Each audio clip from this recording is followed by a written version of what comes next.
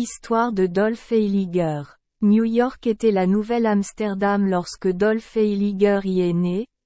Un vaurien sans grâce, quoique courageux et de bonne humeur, et étant resté sans le sou à la mort de son père, il était obligé de prendre service chez un médecin, tandis que sa mère gardait un boutique. Ce médecin avait acheté une ferme sur l'île de Manatos à l'écart de la ville, là où passe probablement la 23e rue, et, à cause des rumeurs selon lesquelles ses locataires en avaient parlé, il semblait susceptible d'apprécier les responsabilités de propriétaire foncier. Et aucun de ses bénéfices. Il convenait au caractère aventureux de Dolph d'être chargé d'enquêter sur la raison de ces rumeurs, et pendant 3 nuits il garda sa demeure dans le vieux manoir désolé, ressortant après l'aube dans un état relâché et pâle, mais gardant son propre conseil, à l'égard du aggravation de la population, dont les oreilles brûlaient de ces nouvelles. Ce n'est que longtemps après qu'il parla du pas solennel qui le réveillait au petit matin, de sa porte qui s'ouvrait doucement, bien qu'il l'ait verrouillée et verrouillée, d'un flamand corpulent, aux cheveux gris bouclés, avec des bottes de réservoir, un chapeau tombant, une malle. Et le pourpoint, qui entra et s'assit dans le fauteuil, le surveillant jusqu'à ce que le coq batte. Il ne raconta pas non plus comment, la 3e nuit, il rassembla son courage, serrant une Bible et un catéchisme contre sa poitrine pour avoir confiance, pour demander le sens de la visite, et comment le flamand se leva et, entraînant Dolph des yeux après lui, le conduisit.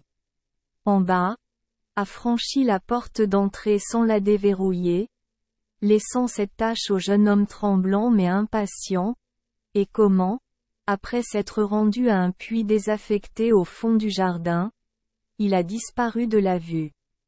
Dolph méditait longuement sur ces choses et en rêvait au lit.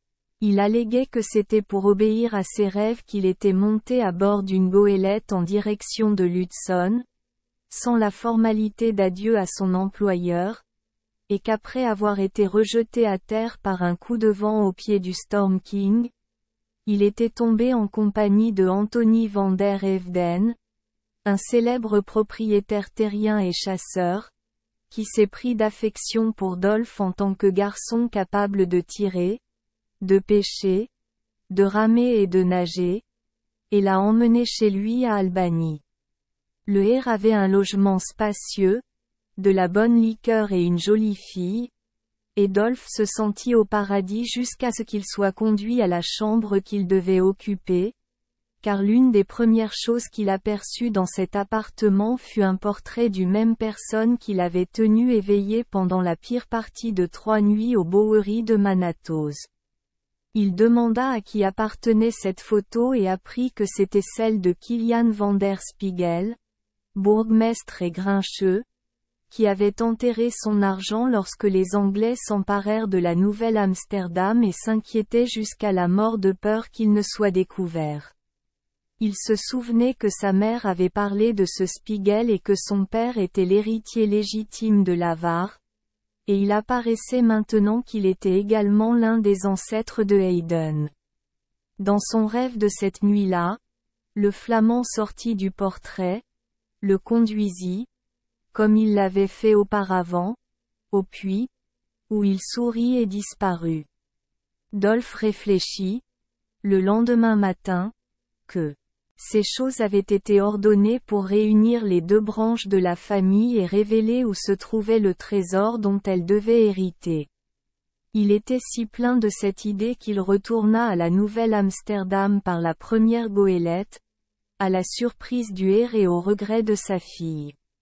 Après que l'école buissonnière eut été reçue avec exécration par le médecin et avec ravissement par sa mère, qui croyait que des fantômes s'étaient enfuis avec lui, et avec étonnement, comme un héros de roman, par le public, il se dirigea vers les locaux hantés de l'école.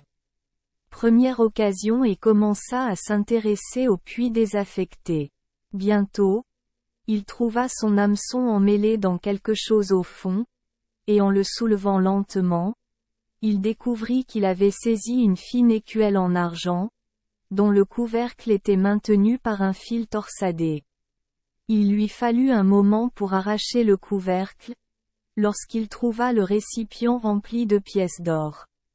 Sa pêche ce jour-là eut une chance telle qu'aucun pêcheur à la ligne n'en avait jamais eu auparavant, car il y avait là-bas d'autres morceaux d'assiettes, tous gravés des armes du Spiegel et tous contenant un trésor.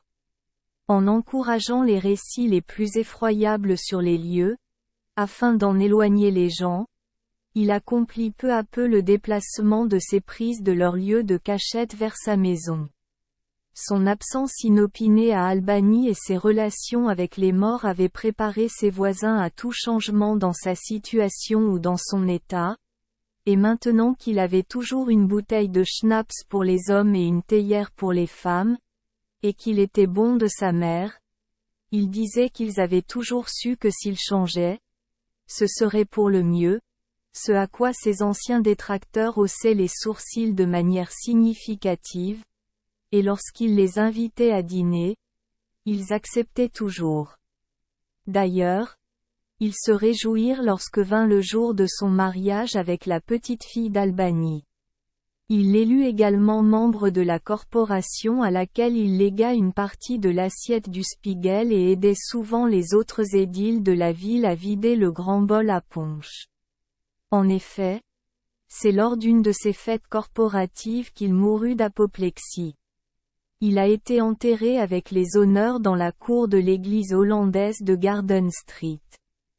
Merci les enfants des Esperluette Croisillon 39. Avoir écouté des contes de fées au jour Esperluette Croisillon 39. 8. Espérons que les histoires apporteront aux enfants des moments heureux et significatifs. Si vous aimez notre chaîne, veuillez appuyer sur le bouton S Esperluette Croisillon 39. Abonner, pour ne manquer aucune histoire intéressante. Je vous souhaite une bonne nuit de sommeil et de beaux rêves. Rendez-vous dans la prochaine histoire.